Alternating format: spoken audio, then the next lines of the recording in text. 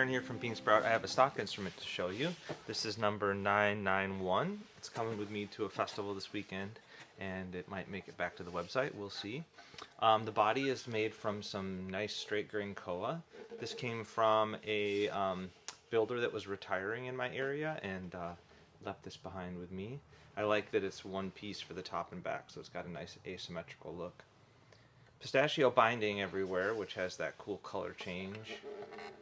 A little rope rosette added on. There's a K&K pickup in here. Got some more nice pistachio up here, and a real squirrely piece with some cool cracks in it right there, which I love how it looks. And then some salvage mahogany for the neck. So overall, for me, it's on one hand, it's a really traditional instrument. It's a Koa tenor, right?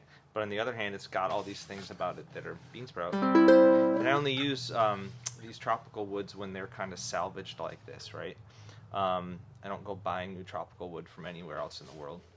And then also, I'll be giving some money back to a nonprofit in Hawaii after I sell this, like I always do with my Koa instruments. Nice kind of weird figure in the top there, huh?